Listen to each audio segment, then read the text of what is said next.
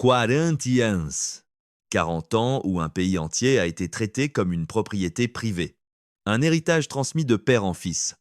Comme si 50 millions de voix n'étaient qu'un bétail silencieux. Et aujourd'hui, une fissure apparaît. Le Sénat des États-Unis prépare un mandat d'arrêt contre le général Muhoozi Kainerugaba. Ce n'est pas un simple dossier juridique, ce n'est pas un homme qu'on vise, c'est un système.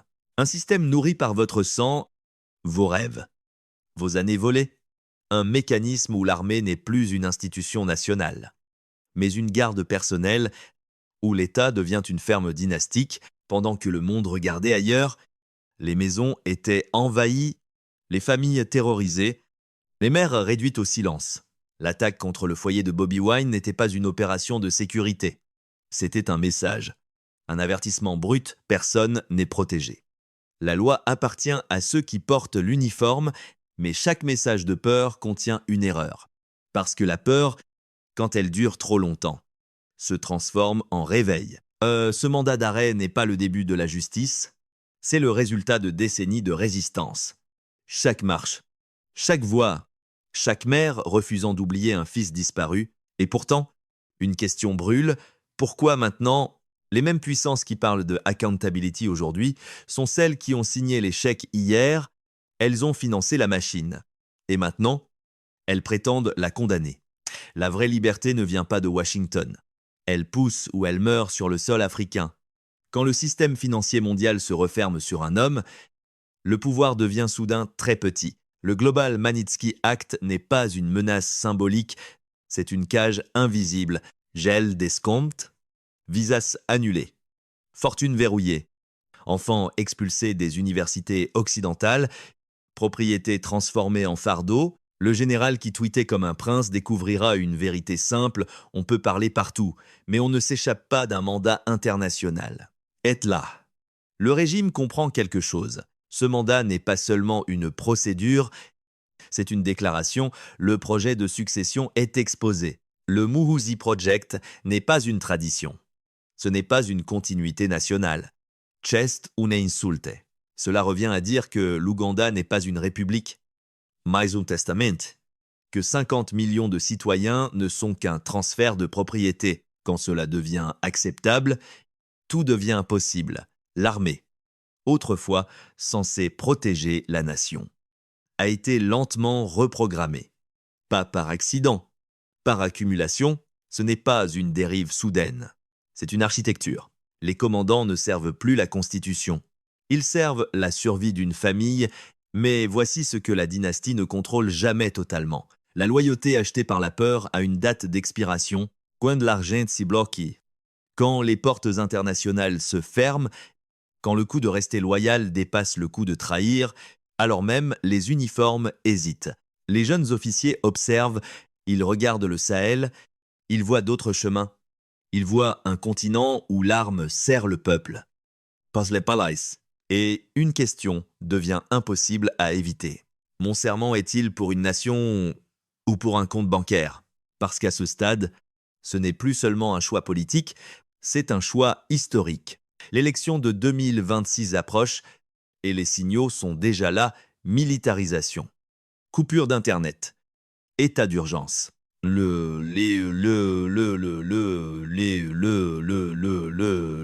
Ce sont les outils d'un régime qui sait qu'il a perdu les cœurs et qui commence à saisir les gorges. Le mandat est une fissure.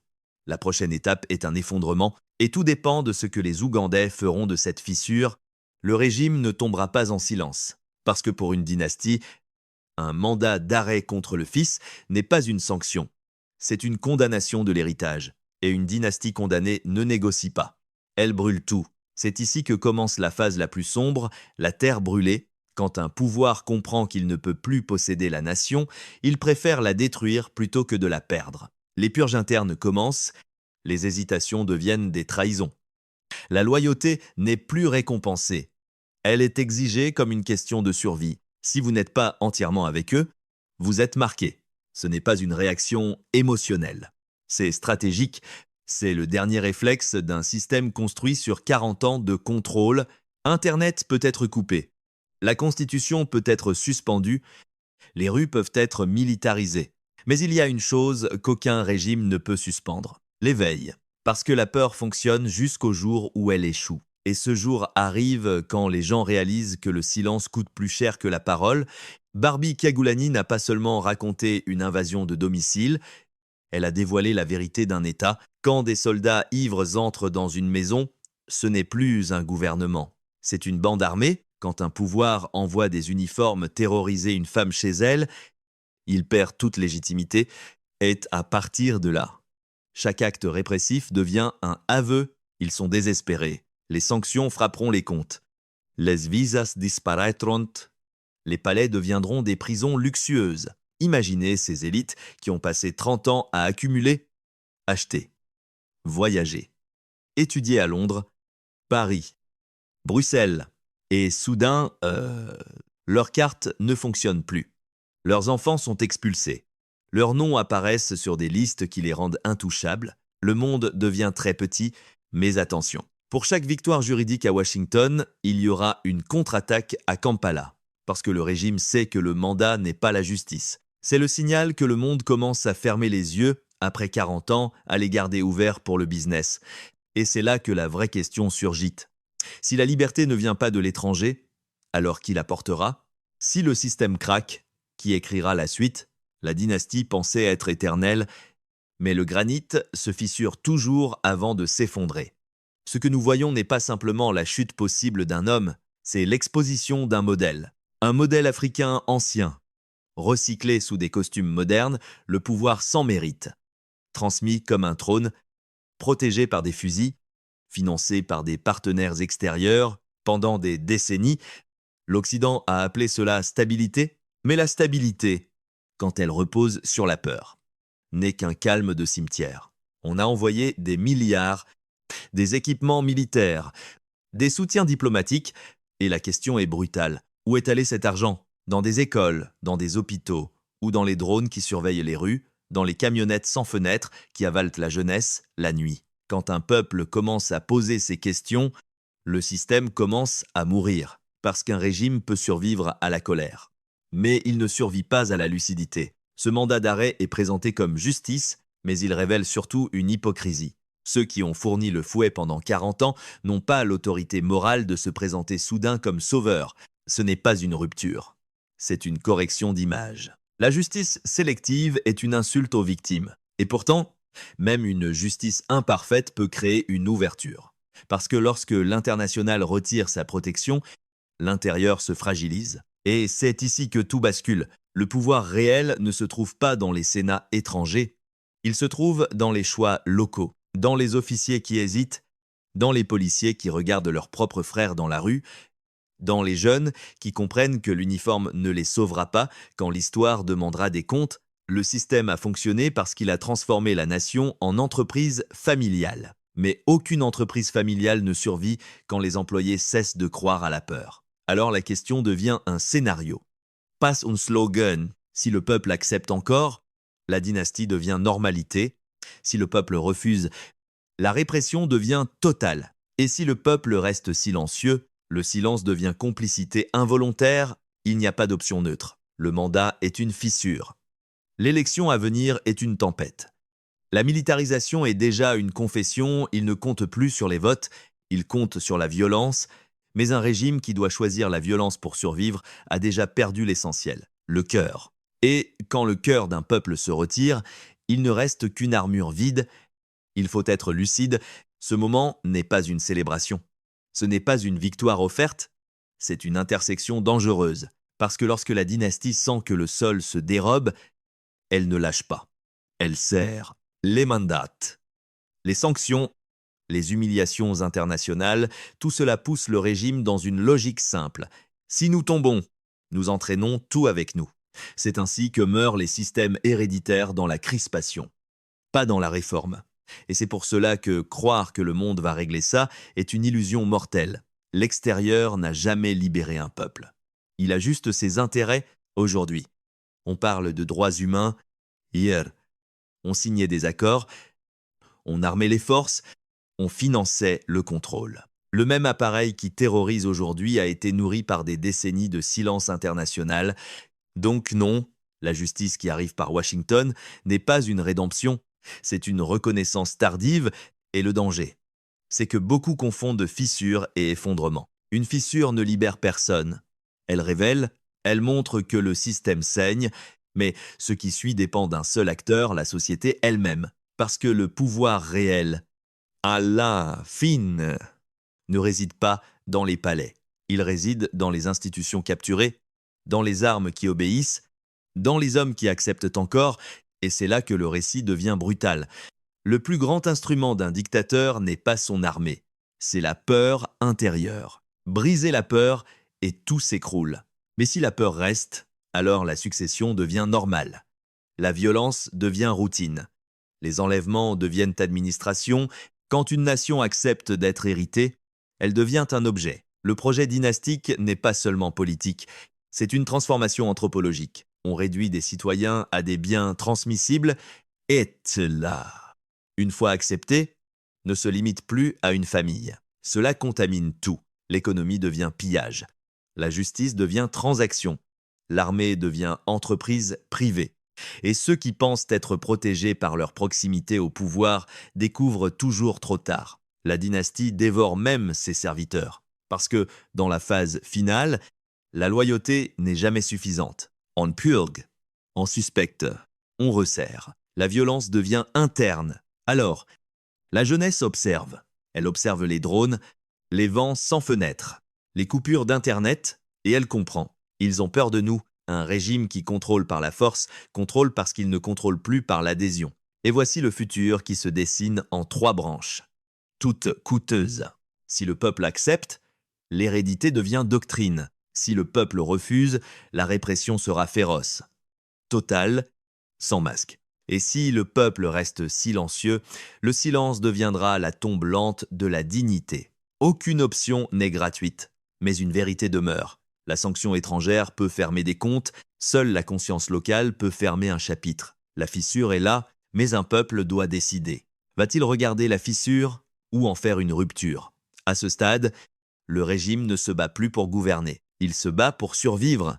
Et dans cette survie, chaque institution devient un champ de bataille. L'armée, la police, les services, tout dépend d'une question que personne ne pourra éviter éternellement. À qui servez-vous vraiment? Parce qu'un uniforme, dans les derniers jours d'un système, n'est plus un symbole. C'est un verdict en préparation. Les jeunes soldats n'ont pas signé pour protéger une entreprise familiale.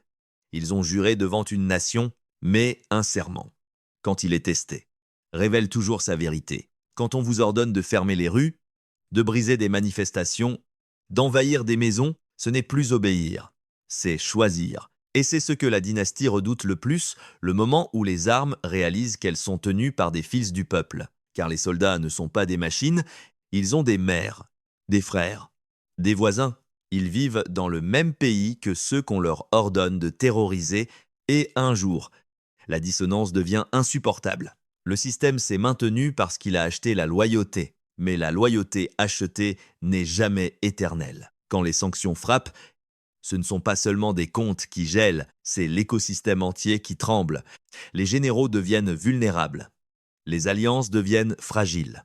Les protections se rétractent.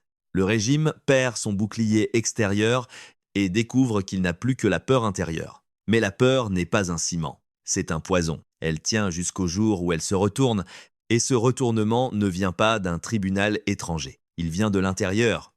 Du moment où les forces armées se posent une question simple. Suis-je le gardien de mon peuple ou le geôlier de son avenir? L'élection de 2026 approche et la stratégie est déjà visible. Pas la compétition, la militarisation, pas la légitimité, la contrainte. C'est ainsi que les dynasties finissent, elles ne gagnent plus des élections. Elles occupent des scrutins, mais ce choix est aussi une confession. Ils savent qu'ils ont perdu les cœurs. Et quand un régime perd les cœurs, il ne lui reste que les armes. Mais les armes, tôt ou tard, doivent choisir où elles appartiennent. C'est là que l'histoire bascule. Pas dans un bureau à Washington. Dans un regard entre un jeune officier et un manifestant, dans une seconde de doute, dans un refus silencieux d'obéir, le mandat est une fissure. Le choix des forces sera la rupture. Ce qui se joue maintenant dépasse un nom, dépasse un mandat. dépasse même une dynastie. C'est une question de continent. Pendant trop longtemps, l'Afrique a été gouvernée comme une exception permanente, exception à la démocratie, exception à la dignité, exception à la responsabilité, mais cette époque se fissure, les jeunes regardent autour d'eux.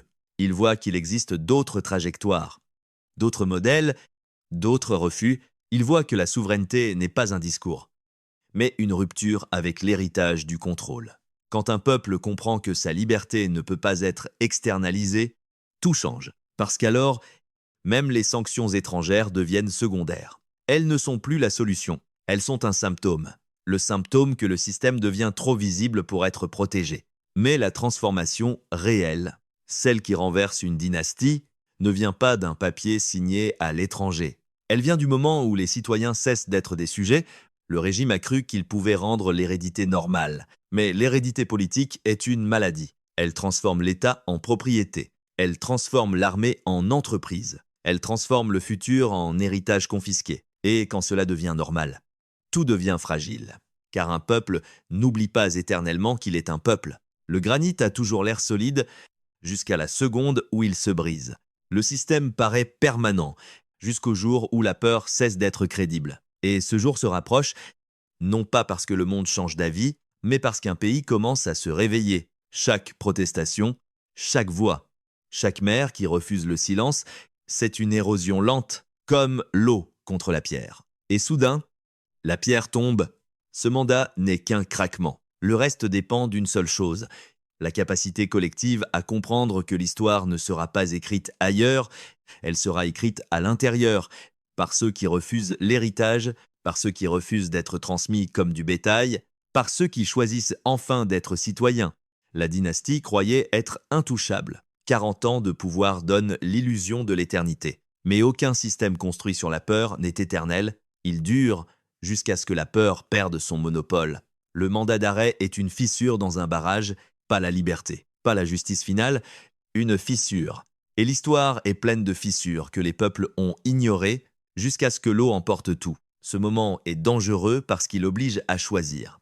Si l'on attend que l'étranger tranche, on attendra toujours. Si l'on accepte la succession, on accepte de devenir héritage. Si l'on reste silencieux, le silence deviendra normalité, mais si l'on se réveille, alors même les armes comprennent qu'elles n'appartiennent pas au palais. La dignité ne s'importe pas, elle se revendique. Ce qui vient ensuite ne dépend pas d'un sénateur, ni d'un tribunal, ni d'une capitale lointaine. Cela dépend de la décision intérieure. Être un peuple ou rester une propriété. Le feu est déjà allumé. La question est simple. Qui aura le courage de ne plus détourner les yeux? Qui acceptera enfin de penser à long terme, au-delà de la peur immédiate? Et surtout, que ferez-vous de cette fissure?